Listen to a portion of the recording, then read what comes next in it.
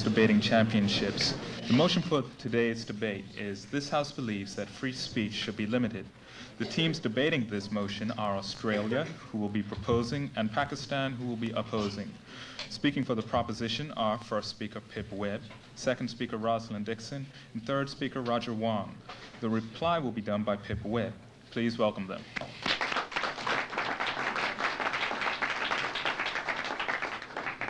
And speaking for the opposition are first speaker Usman Shukhat, second speaker Riaz Hussain, and third speaker Ali Naqvi. Please welcome them.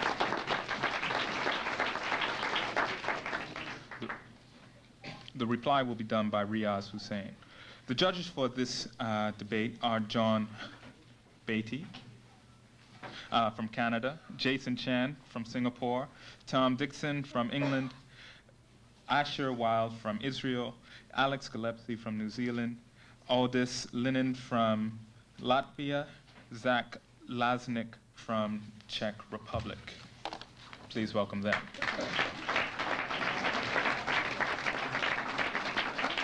Sure, by now we're all familiar with the rules of the debate. Let's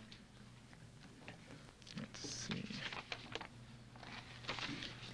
At this moment, I would like to welcome Pip Webb to open for the proposition.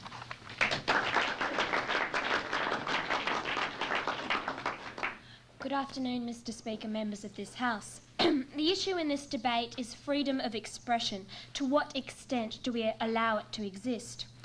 Let's have a look at the definition. We define free speech as the ability to express or disseminate views or opinions without restriction. Now, should in this debate is a moral and practical imperative, and we believe both are important in this debate.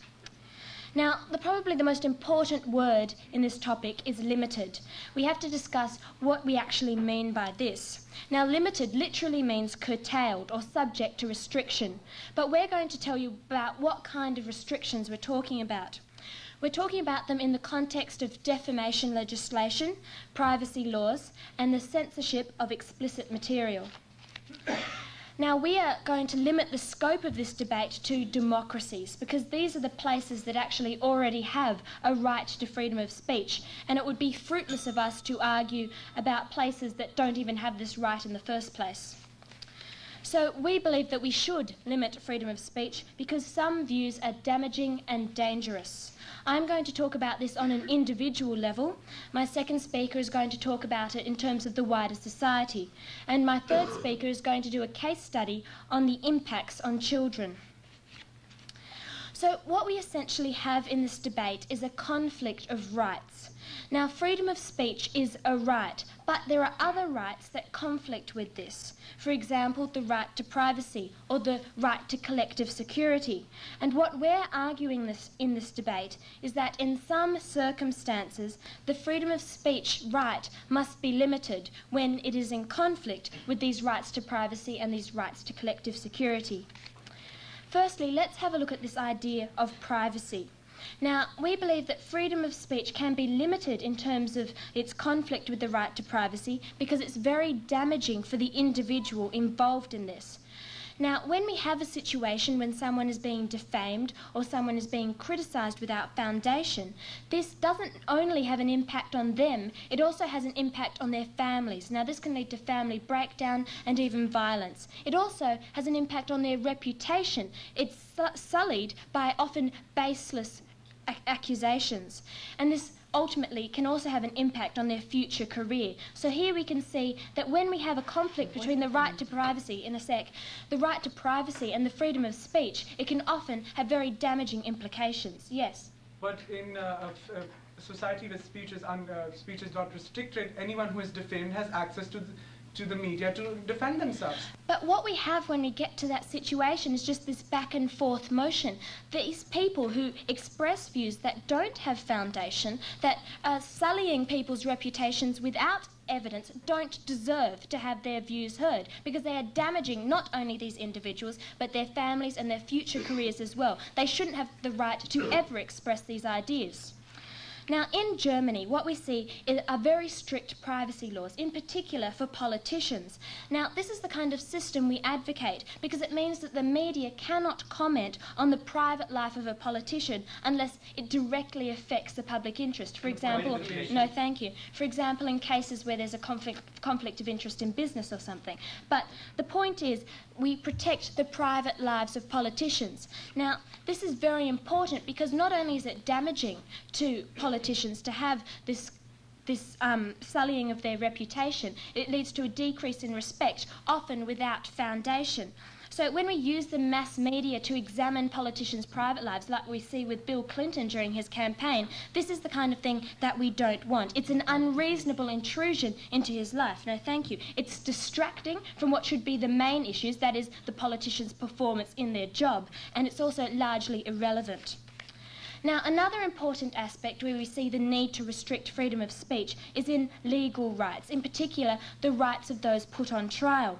Now, this is damaging and dangerous in two ways. Firstly, it can damage the reputation of a person before their trial, therefore they could be found guilty by the media, even if they're found not guilty by the court. And also it's dangerous because here we're undermining the due process of law.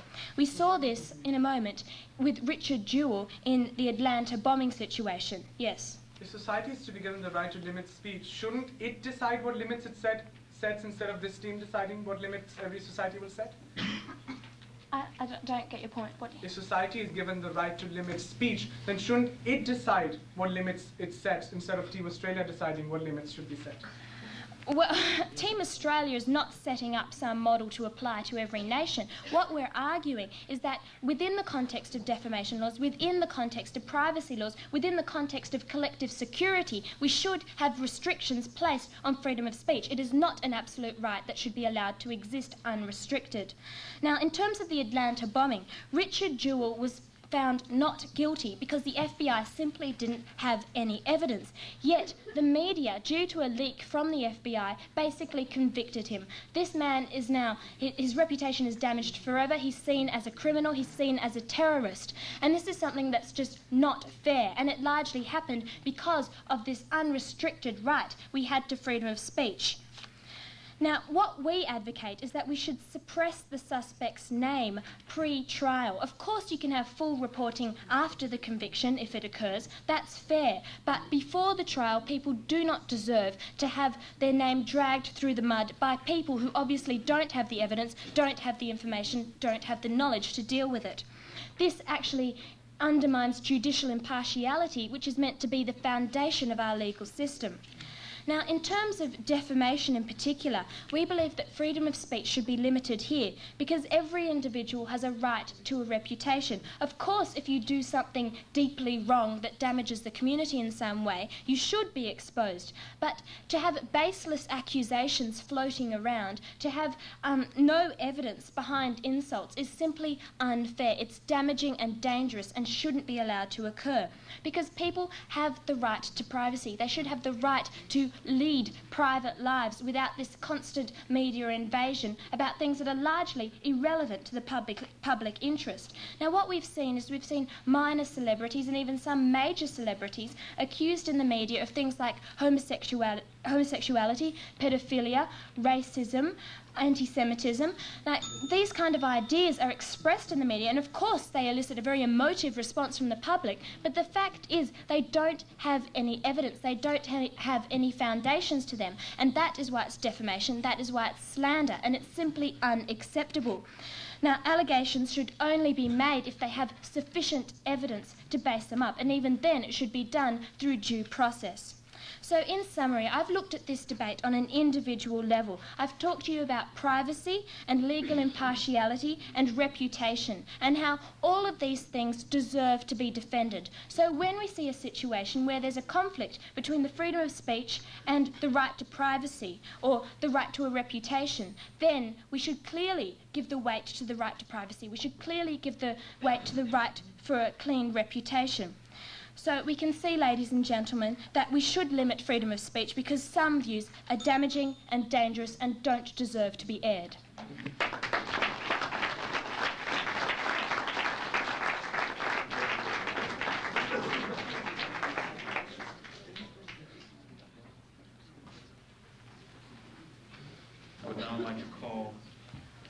Usman Shorat to open the case for the opposition.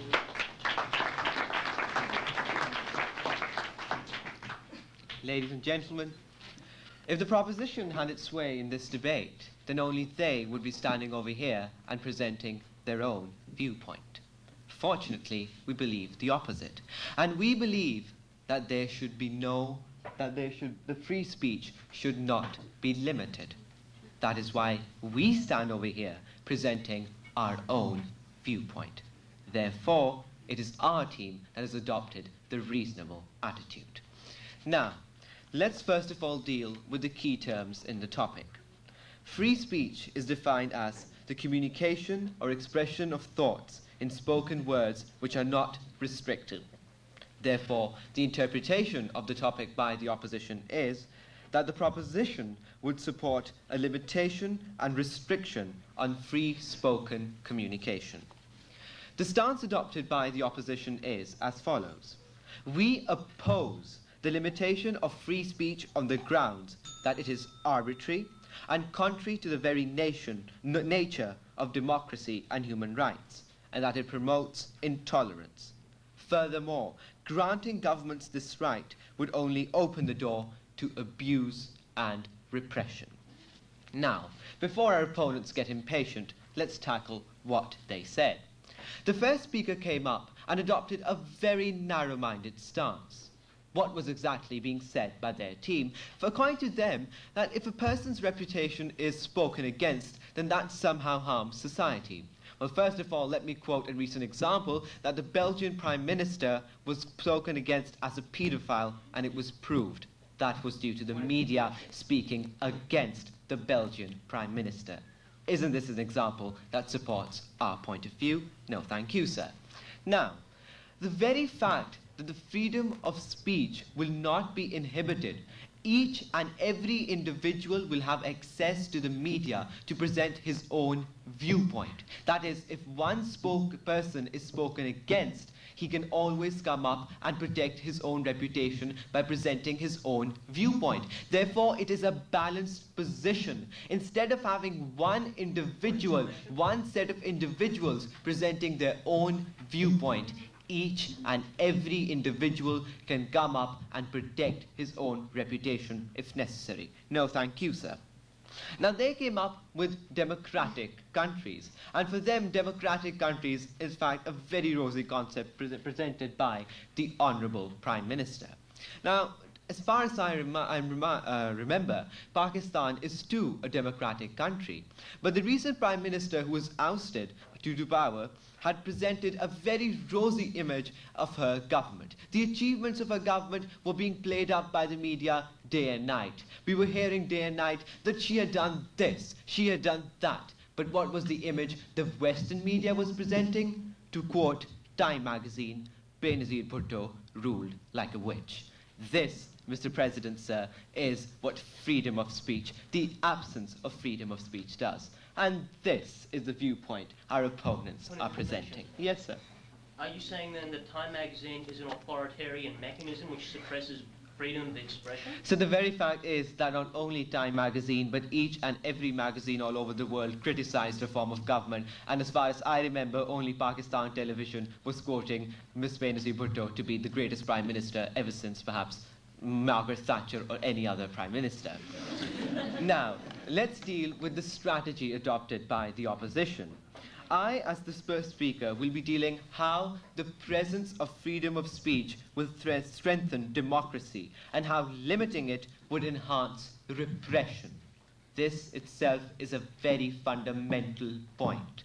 The second speaker, Riaz, will deal with the fact that how the limitation of the freedom of speech is a totally unviable and unpractical option. It cannot be achieved. And let me point out that the first speaker from the proposition ruled out who would limit the freedom of speech. Who would do that? That is a very important point that has been totally missed out by our opponents. And the third speaker will, of course, refute the narrow-minded arguments presented by our opponents. No, thank you, madam. Now, going on to my own arguments. Countries where the freedom of speech is inhibited. We've got countries all over the third world, that is, religious ideology-based countries like Saudi Arabia, like Iran, like Pakistan, etc. No, thank you, sir, I'm building up our case. We've got countries where the freedom of speech is inhibited, where blasphemy is considered an important offence. The very point over here, Mr. President, sir, is that personal liberty is an option that has been granted in this century. The majority of people in the society do not have the right to impose one set of values upon each and every individual. Inhibiting freedom of speech inevitably opens a door to exploitation. Yes, sir.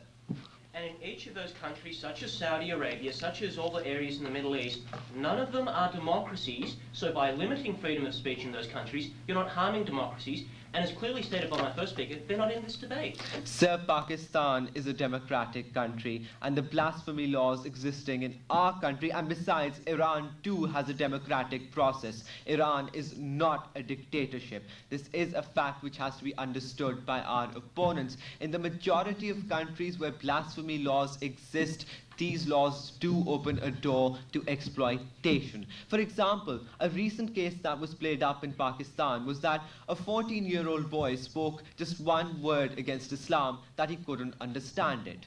What happened after that? A mob of people gathered around him and beat him to death. This, Mr. President, sir, is the freedom of speech our opponents are advocating. No, thank you. I've already answered two. This indeed is a very narrow-minded interpretation.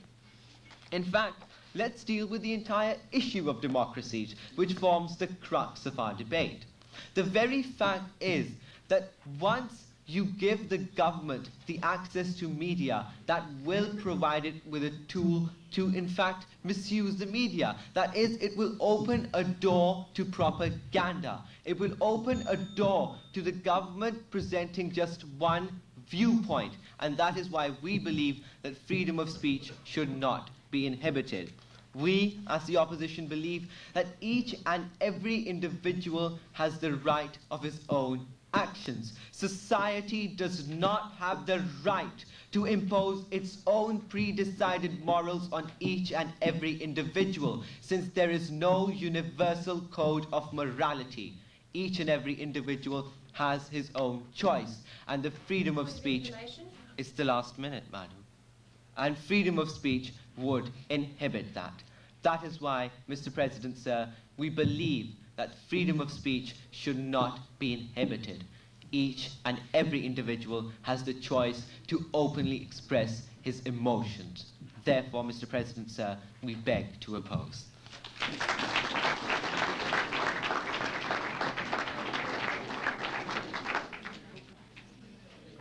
I would now like to call Rosalind Dixon to continue the case for the proposition.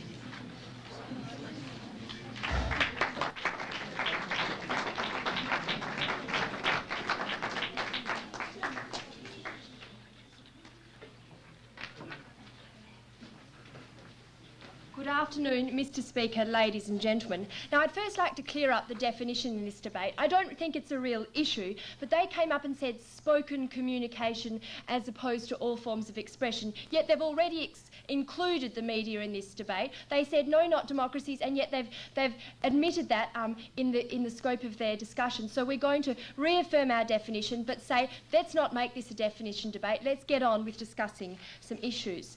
Now, they brought up this whole idea of exploitation. It's a big, scary phrase, but let's look at what we've actually been proposing in terms of limitations.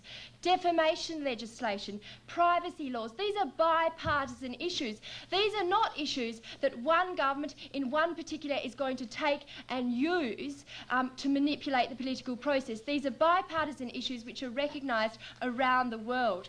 The second argument they came up with was sort of the propaganda argument. Now, we say there's a clear separation between the people who do the censoring or the people who make these laws and the government using media control. I mean, there's a real separation between an independent body which reviews explicit material, which reviews pornography, in a minute, and a state-controlled media. Yes. Setting aside the minority for 1 minute, how will you find an independent body which represents all of society? There are those sorts of bodies operating every day in America, in Canada, in Australia. You have people who are qualified, you have ordinary citizens sitting on a board, a censorship board, who view material and decide how to rate it. When you go to the movies, it's rated whether it's mature audiences or adults only. We already have a system in place which works, which is quite separate from a government of the day, which is quite separate from party political issues. So it's perfectly possible to have censorship quite separate from the government, to have it as an independent, community-based body. Now, they've also talked about this idea of defamation, that we can have trial by media. They said the Belgian Prime Minister was guilty, so it was appropriate the media convicted him. We say if he was guilty, he should have been tried in a court. A court brings, fairness. It brings all the principles which we strive for, lack of prejudices, it brings fair process, whereas the media distorts. And they assume access to the media. They say, well, if someone suggests something, you can come back and counter it. That assumes free access to the media. And what makes the news? It's sensationalism. It's unscrupulous behaviour. It's racy behaviour. Do you think anyone wants to buy the story that this man's actually all right? He actually did the right thing? Nobody's interested in that. What they're interested in is dirt, in corruption, in pedophilia. They're the things that sell newspapers, not the fact that there are honest blokes out there. No, thank you. So they're advocating trial by media, but that assumes fair access, which there isn't, and it also negates the judicial system. That's what it's there to do. So let's talk about the community, and let's look at some really big issues and see how total free speech can be damaging and dangerous. They've been working on a model of no free speech. They're starting at the bottom and say, let's give them a bit of free speech. We're assuming absolute free speech and working down to say there are some cases where we need to limit this free speech, areas which affect race relations and crime and violence in society. Now let's look at the issue of race and ethnicity. Some views that are aired only incite violence and hatred. Look at David Irving as an example. Look at what he's done to the healing of the Holocaust. I mean, the Jewish people felt tremendous pain, and they were only beginning to be able to get over that. And then you have someone like David Irving coming up and revising the whole history of the Second World War. And you've seen those wounds torn apart. You've seen real damage done to the Jewish people. And you've also seen violence. Wherever David Irving goes, there's this spooky coincidence that neo-Nazis seem to turn up. Neo-Nazis seem to sort of somehow manage to bash people, Jewish people nearby. So we've seen a rise of anti-Semitism. We've seen damaging, hurtful views exposed that are rejected by everybody, rejected by the mainstream media. Yet David Irving, should we protect his right to go and damage and incite violence and hatred? Another classic example, which my friends from Singapore and New Zealand and Malaysia would have heard, is that of Pauline Hanson. Now, it's embarrassing to have to bring this up, but Pauline Hanson is a federal member of Parliament in Australia, in a moment, who has expressed racist, anti-Asian immigration views. Yes? Exactly. Pauline Hanson is one of the policy makers who will set these limits. We've already explained to you that the government and the censorship body will be separate on the censorship issue, and that bipartisan views will be taken on defamation and privacy laws. So let's look at Pauline Hanson. She's expressed these views, and what has been the result? There's been a small vocal minority has taken upon themselves to go out and bash and spit upon Asian Australians. I mean, this sort of behaviour is disgusting. We've seen a tripling in the incidence of violent assault on Asian people in Australia in the last 6 months. That is totally unacceptable. That sort of free speech is damaging and it's dangerous, and we can't endorse that sort of behaviour. And look at what's happened overseas. What has happened to Australia's image? Instead of hearing about a balanced budget, hearing that we're doing something about the environment, overseas we're hearing Australia is a racist country. So we're damaging our image overseas, our economic interests. We've seen a 10% fall in overseas enrolment in Australian universities. So we're talking about real, tangible damage. I mean, and what sort of gain are you getting? Asian people are an integral part of Australian community. There's nothing to be gained from this loose-mouth behaviour from Pauline Hanson, who's a chip lady and who knows nothing about it in the first place.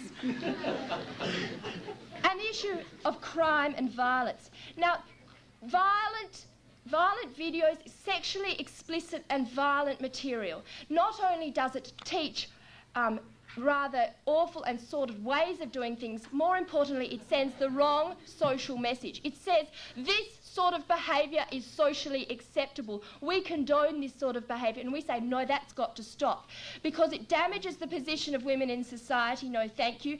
It encourages the exploitation of women, that violent sexual acts against women, and it says that violence is acceptable. No, thank you. You just have to look to situations like the James Bolger instance, where young children viewed very violent, explicit material, and what did they do? They ended up bashing a young child, tying him up and letting him be run over by a train. Now we say violent material which incites that sort of result is unacceptable.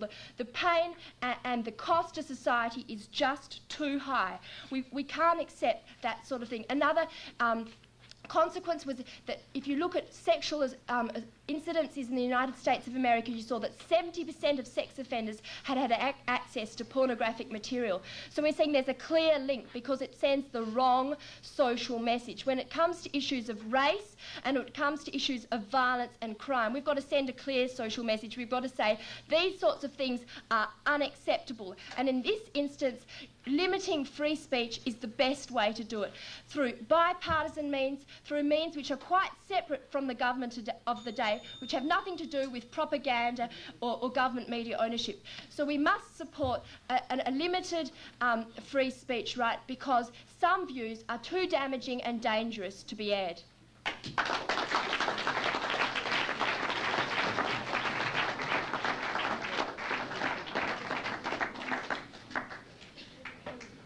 I would now like to call Riaz Hussain to continue the case for the opposition.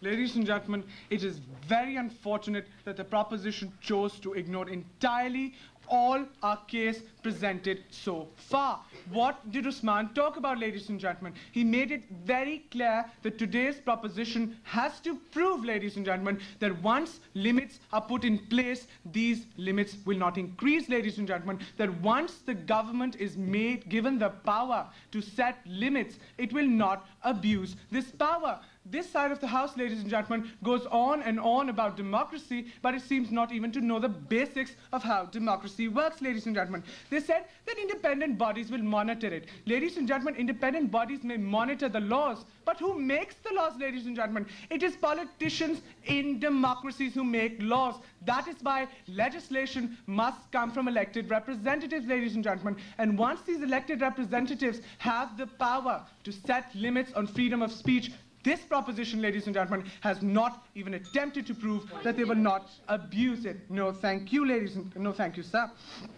And then, ladies and gentlemen, I want to thank the proposition for proving that politicians are very racist, because Pauline Hanson, ladies and gentlemen, is a policy maker. It is the policies she sets that these independent bodies will be monitoring and enforcing. Please go ahead.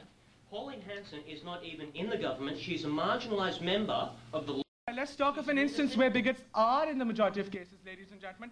Do you think that the Pakistani government or the Malaysian government or the Indonesian government or any government in a Muslim country is going to give homosexuals the freedom to express their sexuality? Because, as I would like to remind today's affirmative, it is governments which set laws and not so-called independent bodies. But let's talk about independent bodies, ladies and gentlemen. Let me make it very clear that independent bodies are made of people. These people, ladies and gentlemen, have their own biases. They are not angels sent down from heaven. For instance, ladies and gentlemen, in Iran, will any independent body choose to give homosexuals the freedom of expression? Ladies and gentlemen, it was an independent racist jury which freed the policeman who ruthlessly beat Rodney King, ladies and gentlemen. Please go ahead. We are debating the principle about whether we... Oh, and I thought in your strategy you mentioned, you are debating the principle, madam, I understand your point, but I thought in your strategy you mentioned you would prove its practicality, how it would be done, and how the methods would be in place. And the second speaker talked for about 5 minutes on an independent body, but I guess she was totally mistaken. Then, ladies and gentlemen, so much for how it's going to be done. This positive has not even attempted to prove how there will be no abuse, and that independent body's point firstly ignores democratic reality, and secondly falls flat on its face, because people can be as bigoted as governments. The point being, how do you stop the limits from increasing, ladies and gentlemen? No, thank you. Then, ladies and gentlemen, the point about defamation of character and how it does irreparable harm to society. Well, firstly, ladies and gentlemen, we made it very clear that anyone whose reputation is defamed has a chance to go to the media. Secondly, ladies and gentlemen, as far as protecting reputations is concerned, gossiping is one of the world's oldest professions. Are you going to illegalize gossiping? Because that also hurts reputations, ladies and gentlemen. So if the law does not serve any effect, what is the point of it? No, thank you. Then, ladies and gentlemen, what else has the proposition gone on and on about, ladies and gentlemen? They've gone on and about privacy, about people going to court, etc., etc. Firstly, ladies and gentlemen, the privacy is only challenge of certain people, such as those in public figures, etc., etc., and very few people going to court where the media is interested. So all they're basically dealing with are obscure issues, ladies and gentlemen. It took the second speaker spent half a second talking about issues which are currently censored, such as pornography, etc., etc. Ladies and gentlemen, these are very obscure issues, and to limit the case to things such as people going to court or some very important rock star is really not doing justice to the motion. No, thank you. Ladies and gentlemen, then they talked about racism, ladies and gentlemen. Well, we believe that punishing racists is treating the symptom and not the cause. We believe that we should educate people against racism. Suppressing their expression will only lead to resentment. No, thank you. And ladies and gentlemen, one of the greatest gauges of society's tolerance is its tolerance towards the intolerant. Then, ladies and gentlemen, moving on to my own independent points, I will show to you how A, restricting free speech in today's society is impractical, and B, that it is unfruitful. Firstly, ladies and gentlemen, who will decide? They have said independent bodies will decide. Well, ladies and gentlemen, that's not exactly in the spirit of democracy, but because government sets limits, and it is the independent body which applies and monitors them, which we have dealt with. Well, ladies and gentlemen, governments are slaves of the majority. They depend upon them for their political survival. Do you think, ladies and gentlemen, if any expression is considered politically unsafe or unpopular, the government is going to uphold it? An ideal example, again, being the rights or the freedom of expression of homosexuals in Muslim societies and countless other expressions, ladies and gentlemen. For instance, in Iran, ladies and gentlemen, the majority is against freedom of speech. So what about the minority, ladies and gentlemen? 70–80% of the people in Iran are Muslim fanatics. What about the other 20%, ladies and gentlemen? It is the 80% which predominate government. It is the 80% which will predominate any independent, no thank you, any independent bodies. So, ladies and gentlemen, how can they say that this will or be not vulnerable to abuse? No, thank you, I've just denied one. The point being, ladies and gentlemen, the society can be as biased and as bigoted as governments, and in fact, governments depend upon society. So how is the minority going to be protected, ladies and gentlemen? No, thank you. And then, ladies and gentlemen, what about the redundancy of trying to limit free speech? If one country, ladies and gentlemen, tries to limit free speech, well, people always have access to the internet. The internet is a mass, huge, complex network. If I want to defame someone, I can post 100 things on the internet anonymously, and A, no one will be able to trace me with ease, and even if I am traced, ladies and gentlemen, no laws will exist against me. What about satellite television, ladies and gentlemen, etc., etc.? Please go ahead. Are you aware of the United States Telecommunications Decency Act, which allows for criminal penalties? That Telecommunications Decency Act was voted down by Parliament. I do not understand the point of that. And the reason Parliament gave for putting down that act was that it is grossly vulnerable to abuse. And that was an opinion of an independent body. Then, ladies and gentlemen, let's propose an alternative. We propose education. Treat the cause and not the symptom. Let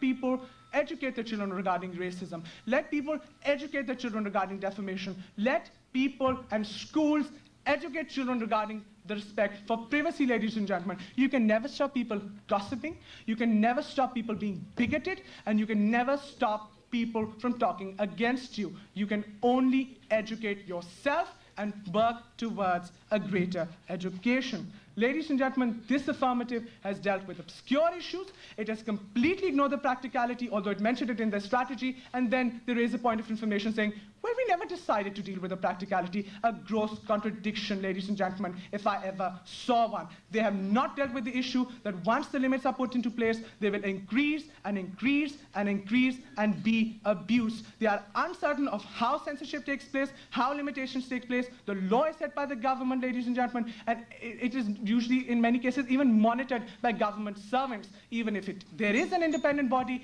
it is not independent of racism, bigotry, and its own views. Therefore, ladies and gentlemen, we oppose the limitation of free speech because it is immoral, impractical, and highly vulnerable to abuse, and we beg to oppose.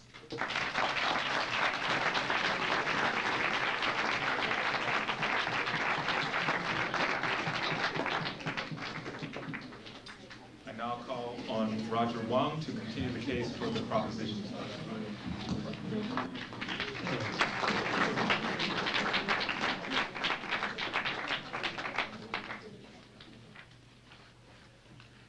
Mr. Speaker, members of this House, from the opposition today we've heard two approaches to this topic. Their first speaker spoke about this idea that we'll just let everyone talk about everything, and that'll do. With this whole idea of freedom of speech, you don't need to worry about these root causes of problems and so forth. With the expression of racist opinions and so forth, just let everyone express their views, that'll be fine. And from their second speaker, we heard a slightly different interpretation of the topic again. Now, they seem to be evolving as they get along, because what he effectively said was that, yes, these things are bad. Things like racist opinions can't be let through. You can't let people express it, but we'll deal with it through education. So what we've seen is a fundamental shift in the focus of the opposition. Because from the first speaker, he said that these things aren't a problem. Everyone needs to say what they like. And from their second speaker, it changed. It shifted. He said that these things are problems, but what we'll do to address them is use education. Now that's a shift in case, ladies and gentlemen. They've shifted their focus entirely. No, thank you. But let's have a look at what they've said. Now, the big thing about this idea of education that their second speaker raised is that we'll deal with the root causes. We'll let people express racist opinions. We'll let people incite hatred and violence. We'll let people get defamed. We'll let pornography run rampant throughout society. We'll go for education. But we say education is far too slow. For you to change the attitudes of everyone in society, for you to eliminate racism, sexism, the desire to see dirty pictures, that's going to take a very long time. No, thank you.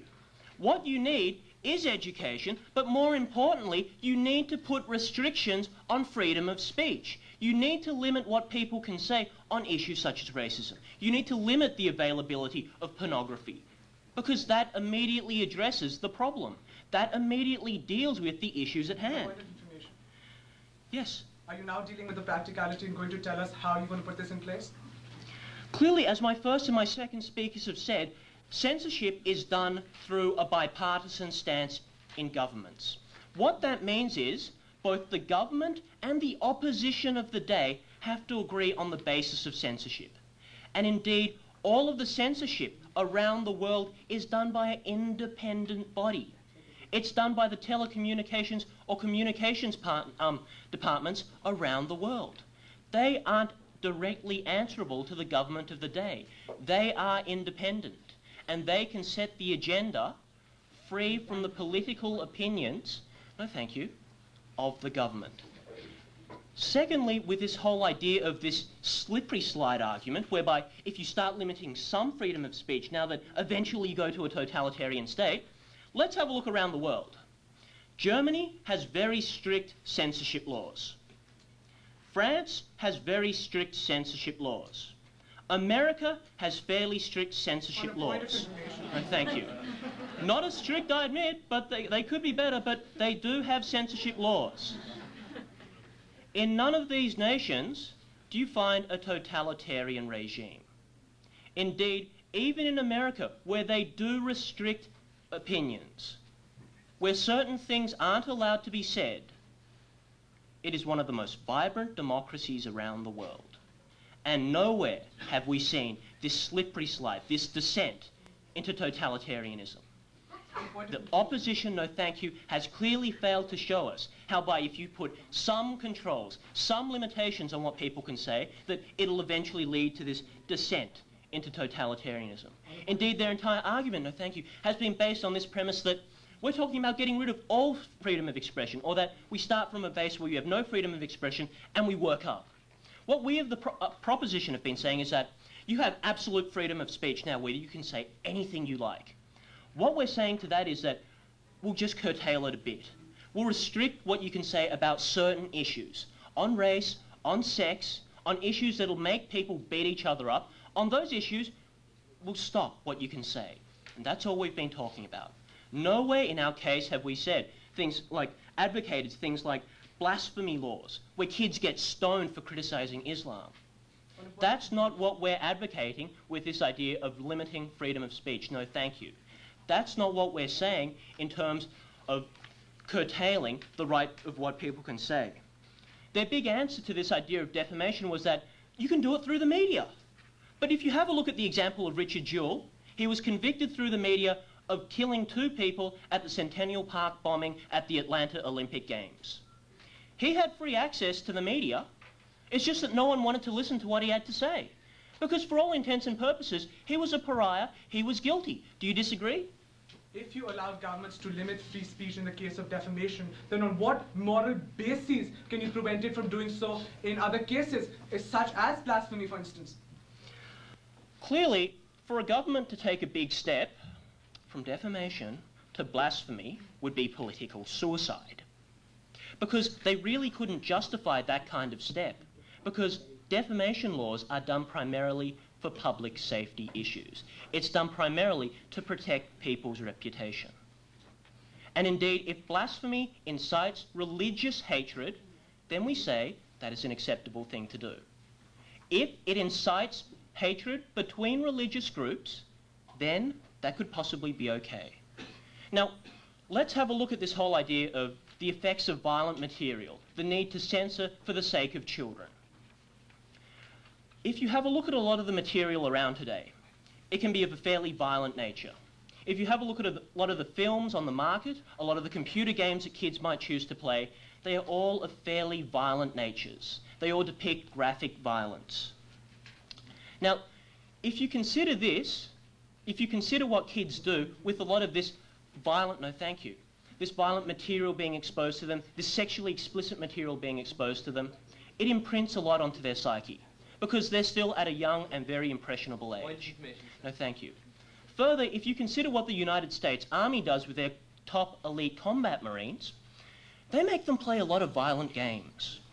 And as a consequence, by these troops playing a lot of violent games, they're conditioned into combat. For them, pulling a trigger is no longer a very difficult thing to do because they're used to it. They're continually exposed to violent materials, and that's what the United States Army does to train its crack troops. So what are we doing by letting children look at this kind of material? I mean, we know kids are violent enough nowadays. We don't need to encourage them anymore. What we're doing is imprinting on the minds of these impressionable children that violence is okay. Now we say in these circumstances where the allowing of people to say anything they like, to express any opinion, to disseminate any information, where it hurts individual rights, where it hurts society as a whole, and where it can so clearly damage children, we say, given that the freedom, absolute freedom of speech in these situations can hurt people, can hurt society so badly, we say limits need to be placed. Fair limits. Limits that protect everyone. And that's the best way to protect society.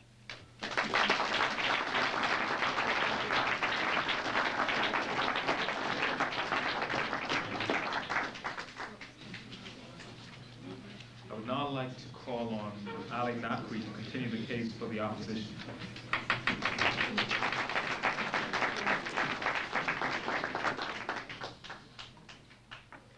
Mr. Chairperson, ladies and gentlemen, what we have today here is an opposition that has been constantly misquoting and misrepresenting the proposition that has been misquoting and misrepresenting the opposition and is doing no justice whatsoever to the motion and is skirting all the issues that have been brought up so far by the opposition. Ladies and gentlemen, our first speaker did not talk about how racist comments are all perfectly just fine. He talked about how these can be abused and how free speech will actually help getting ultimately rid of racism. And our second speaker talked about how there are alternatives to censorship and how we do not advocate that we should cure the symptoms, but we advocate that what society actually needs for its betterment is to cure the actual disease. Ladies and gentlemen, what has the proposition actually said here today? First of all, denied. So they talked about limitations and how, ladies and gentlemen, the proposition today will in no way advocate blasphemy laws. No, we're just limiting this debate completely to about how you cannot attack someone's privacy and how there should be complete judicial impartiality in cases. Ladies and gentlemen, that is not what today's motion is about. Today's motion is about whether we should give societies, whether we should give governments the right to limit this the right to limit such free speech. Hence, ladies and gentlemen, denied, madams, when we're talking about whether we should limit free speech or not, the proposition cannot come up here and say, we believe that it should be limited only to such a degree. When you give any society or any government the right to limit free speech, then it is up to that society to decide how much it will limit free speech. Yes, sir. Clearly, when we say you have to limit something, it has to be done to a certain context. We're not saying that all free speech should be eliminated. Clearly, that's not in the topic. Exactly, ladies and gentlemen, that is not in the topic. But who gave the debating team from Australia the right to set all the limits? When you give the right to limit to a society, then it is that society that sets those limits. And then, ladies and gentlemen, let's get this whole debate about censorship boards right. Ladies and gentlemen, a censorship board is something that censors things that are outlawed by the law. And ladies and gentlemen, unfortunately for the proposition today, laws are made by legislative assemblies. And in any majority government, the government can simply pass any law. And ladies and gentlemen, when we're talking about bipartisan decisions, denied, madam, is the proposition trying to say that the liberals and the conservatives actually agree on every single limit and hence it will represent all of society? No, ladies and gentlemen. We are talking about when you give the right to limit free speech, then denied, sir, how the majority's limit will be set upon the minority and how this will actually further discrimination. Ladies and gentlemen, when we have concluded that it is these governments that are actually going to set the laws and set the limits for limiting free speech, then, ladies and gentlemen, the third speaker comes up and says it would be political suicide for any government to jump from defamation to blasphemy. Apparently, ladies and gentlemen, the proposition knows nothing about the political realities of the world today. In our own country, Pakistan, it would be heralded as a great political victory to further blasphemy laws. In Iran, it would be heralded as a great victory to disallow all homosexuals from getting Iranian citizenship. Hence, ladies and gentlemen, when we're talking about setting these limits, we're asking them again and again how they propose that these limits will not be abused. Yes, madam. We're talking about issues which are of public safety concern. We're talking about danger and damage. Ladies and gentlemen, they do not think allowing homosexuals any rights in society whatsoever is any danger to homosexuals. They do not believe allowing any person who does not have the same religious beliefs as the majority of a government has any dangers to that minority. Ladies and gentlemen, this again is a blatant case of simply furthering the case of the majority. However, ladies and gentlemen, the opposition here, and the second speaker in particular, has shown to you again and again how such limits on free speech will actually limit the rights of people in society and limit the rights of the minorities in society. Ladies and gentlemen, denied, what did they actually talk about? They constantly, the first speaker actually constantly harped on about how we need privacy laws to actually retain the reputations. Ladies and gentlemen, go to any office building in this city right now and you'll see people gossiping around always. So how actually are you going to limit reputations of people anyway? Denied. Then, ladies and gentlemen, they were constantly talking about how the media comes up here and maul someone's reputation in a completely baseless way. What about, ladies and gentlemen, when the media does have basis on fact for accusing someone of something. For example, as the opposition brought up, the Belgian Prime Minister was proven to be a pedophile by the media, denied, and it was due to this reason that the voters actually found out that they were actually voting for someone who was doing something illegal. And how do you decide whether the media has basis for fact or not without any limits on free speech? Denied, sir. What else did they talk about? Ladies and gentlemen, in their strategy, they actually talked about how the second speaker would go on to talk about the rights to collective security. Although the second speaker never said that, we believe since it was mentioned in their strategy, we should talk about rights to collective security. Ladies and gentlemen, collective security is a very obscure term. Denied, madam. When you give the right to limit free speech to any government, then the government actually interprets collective security in its own right. For example, ask any of the people of India and they'll say, oh, nothing's happening in Kashmir at all. Actually, 600,000 people have not died because the Indian media is actually just telling them that, the only thing that happens nowadays is some people riot, somebody falls on the road and gets a scratch on his elbow. However, ladies and gentlemen, that is not the true picture. Denied, madam. Then, ladies and gentlemen, they talked about how violence and pornography ought to be limited. However, ladies and gentlemen, the third speaker showed no actual linkage whatsoever between crime rates in society and violence shown by the media. Ladies and gentlemen, people have been trying to prove this link for years and years. However, no one has actually done it. Yes, sir. The United States Army gives its troops constant exposure to violent material. As a consequence, they're more prone to violence. Ladies, that is a clear link. Ladies and gentlemen, the U.S. Army probably gives more violent material to U.S. soldiers to make them learn more ways to kick from Jean-Claude Van Damme. However, ladies and gentlemen, they have to prove a much better link between crime in society and violence shown in media if they want to claim that argument. As for pornography, ladies and gentlemen, there is no link whatsoever between pornography shown on media and the actual amounts of sex assaults in society. Ladies and gentlemen, our country, Pakistan, and our neighbors, India, actually have laws against pornography which ban all pornography from media, and rape cases in India and Pakistan are far greater than in any developing country in the world today, or the developed nations actually, which have pornography plastered on the walls. Ladies and gentlemen, the sexual intercourse that came along with the 60s actually was the whole sexual revolution which furthered such things came before pornography. However, ladies and gentlemen, pornography has increased in the 70s and 80s. So how are they going to propose the link between such acts and actual pornography, which again, ladies and gentlemen, falls flat on its face? They talked about racism and David Irving in particular. Ladies and gentlemen, David Irving lost his following in society and lost his following in his own cult because the media actually challenged his blatant twisting of history. However, ladies and gentlemen, if limitations on free speech had been there and he hadn't been allowed to say anything, such resentment of racism would have remained in society and would not have been addressed at all, and his cult would actually maybe just have been increased. However, ladies and gentlemen, free speech put an end to that, and that is why, ladies and gentlemen, when we talk about free speech, we have shown to you how limitations of free speech will be abused and how there are alternatives to fix the problems posed by the proposition we beg to oppose.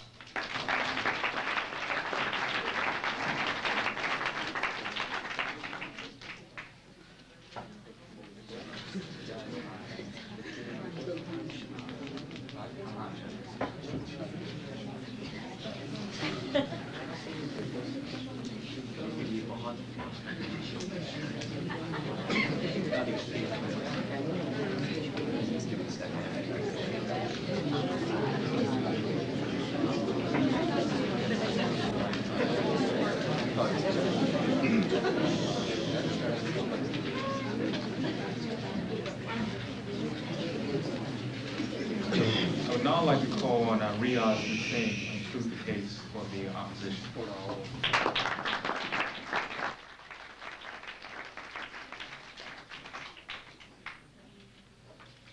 Ladies and gentlemen, the limits will increase.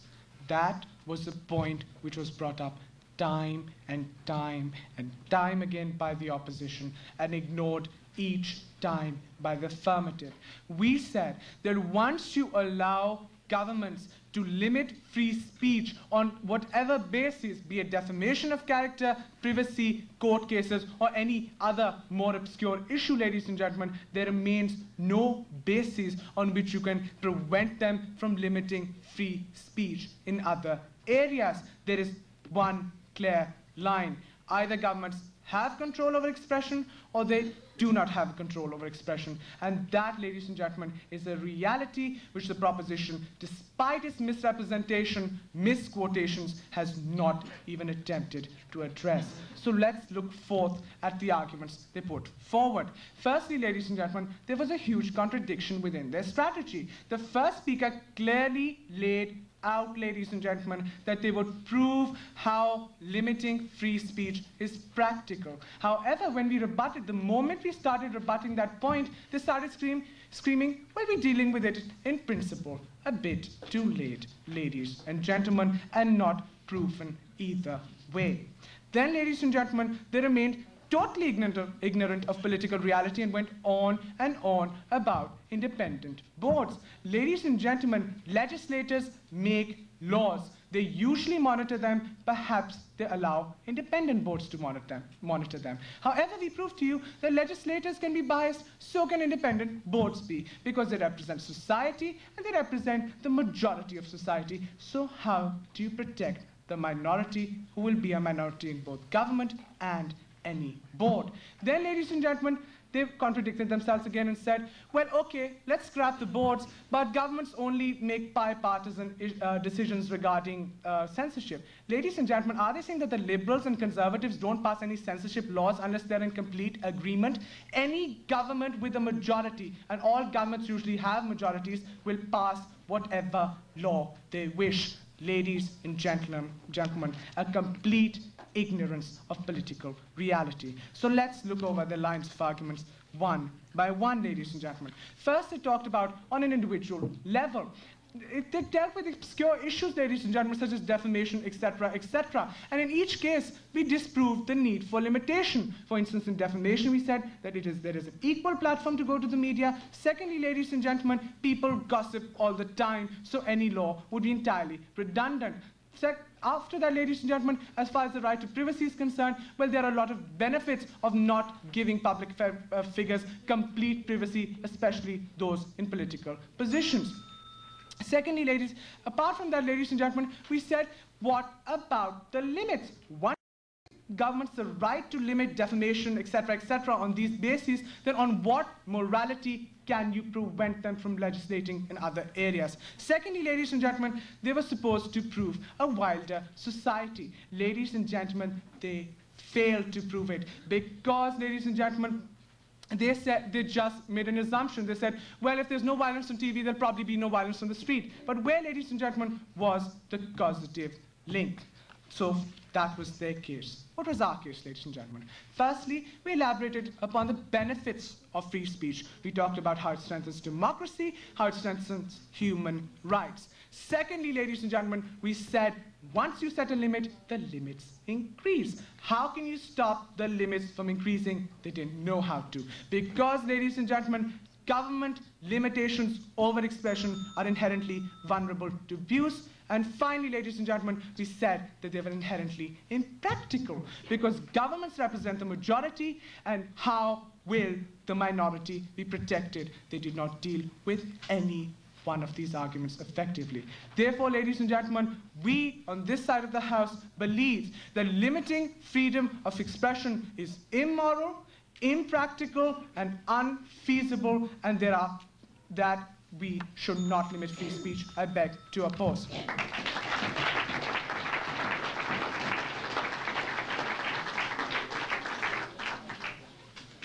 I would now like to call on Tiff Webb to conclude the case of the proposition. Good afternoon, Mr. Speaker, members of this House. Now, what the opposition set up at their first speaker were 4 elements to prove. Firstly, that limitations were impractical. Secondly, that they were contrary to democracy. Thirdly, that they promoted intolerance. And fourth, that they were open to abuse. And they haven't proved any of these. And the 2 alternatives that they have put forward, which are education and the right of an individual to defend themselves, also fall flat. Now, let's have a look at these individually. In terms of this issue of practicality, we have shown you time and time again that we already have censorship laws in place. Films are rated, films are censored by non-government bodies. Also, with the internet, we raised in a point of information about the Telecommunications Decency Act, which is already censoring the internet in the US. And thirdly, we talked about how bipartisan support will avoid this governmental bias that they keep talking about. Really, in this debate, how is not an issue. We already know that censorship laws are in place. We already know that we can do this. There is no snowball effect. We've seen in France and Germany, where there are strict censorship laws, that we haven't seen this movement to a totalitarian state. And they keep raising gossip as some example of the way we can't control it, but we say that gossip doesn't have the same weight or extent as media sensationalism, as defamation, as seen in the Richard Jewell example. Now, with this whole idea that limits will increase to a totalitarian state, this is simply untrue. By limiting some dangerous and some damaging views, you are not having an authoritarian-style government. We are talking about some restrictions, and they haven't shown us the link between some restrictions and a totalitarian government. Nowhere have they proved that this descent into repression and suppression has ever taken place in our world.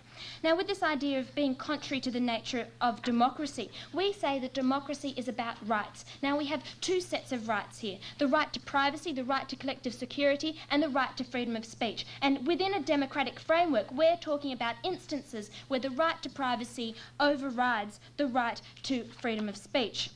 Now, with promoting intolerance, there is no logic in this argument, because what they're advocating, on the other hand, is to have open slather so that anyone can say anything regardless of evidence. And this is what's going to lead to intolerance, not the suppression of damaging and dangerous views as we advocate on this side of the House. They also talk about limiting the rights of minorities, but we say that the rights of minorities are protected under our system because they are free from baseless abuse. Now, let's have a look at the alternatives they've proposed. Their first speaker said that each and every individual has the right to express his opinion, so if he's being slandered, then he can get up and defend himself. But in the face of media sensationalism, in the face by trial by TV, one lone voice in the wilderness defending him or herself is not going to carry much weight, no matter how much factual evidence there is behind it. That's why we say protect individuals from the very beginning by not letting these baseless ideas get any publicity. And in terms of education, which came in the last minute of their second speaker, we say that we can have both, and we also say that education is not enough to protect society and individuals in the face of racist, sexist and violent messages being allowed to freely circulate. Clearly, we have shown you on both an individual and social level that limitations to freedom of speech have tangible benefits. By limiting these dangerous and damaging views, we are protecting our society, we are protecting the right of the individual. My third speaker has also shown how children, who are especially vulnerable, deserve to be protected as well by having these limitations in place. The fact is, you don't just damage the individual when we have slander. It also impacts on their families, it also impacts on our judicial processes. And in terms of what my second speaker talked about, there is a clear link between pornography, there's a clear link between violent images and sending the wrong social message and actually promoting this behaviour. So clearly this House believes that freedom of speech should be limited because some views are damaging and dangerous and don't deserve to have any right to be heard.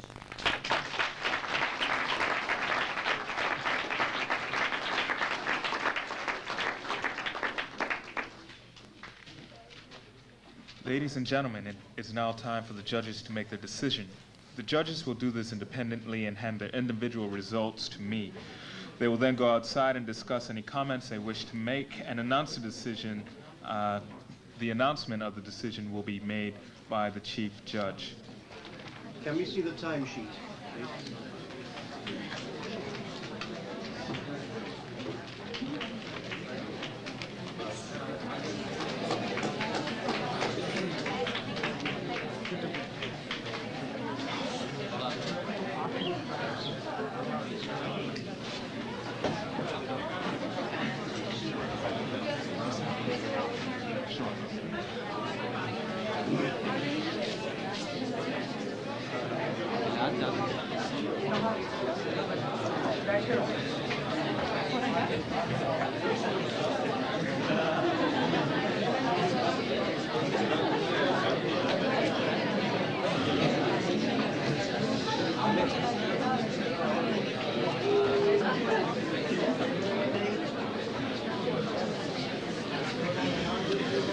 I now wish to welcome Mr. John Beatty from Canada to announce the decision and make any comments on behalf of the panel.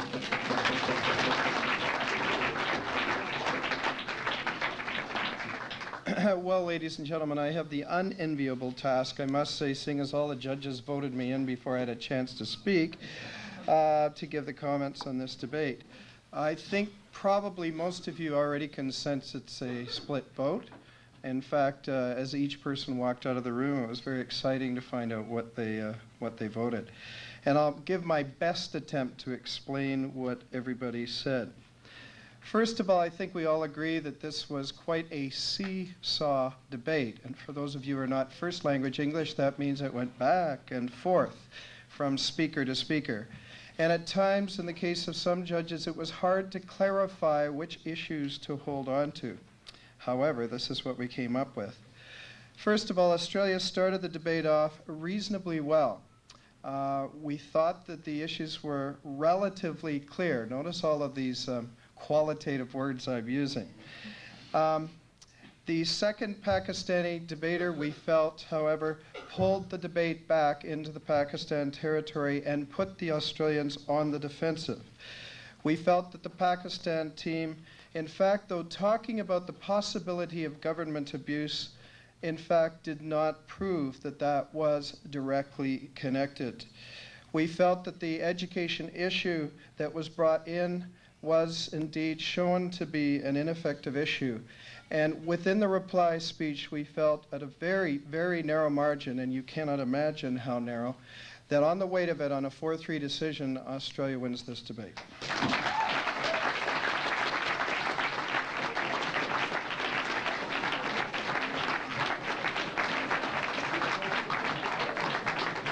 Ladies and gentlemen, thank you very much, and congratulations to both teams. I now declare this debate closed.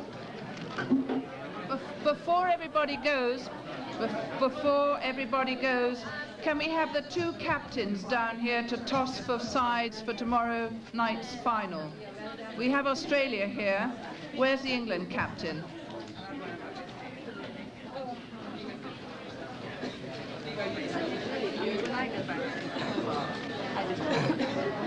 Congratulations.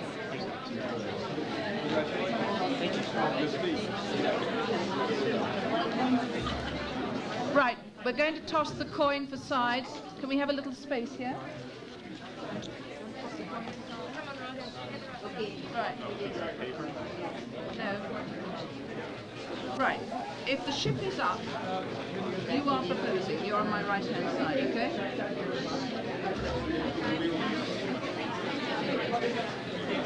You are opposing. You are proposing. England will be proposing and Australia opposing in the final tomorrow.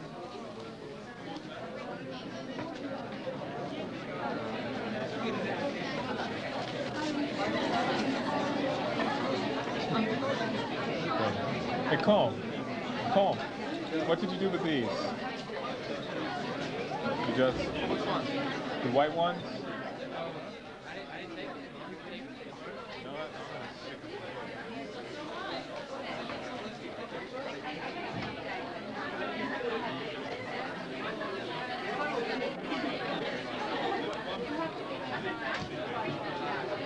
The other one?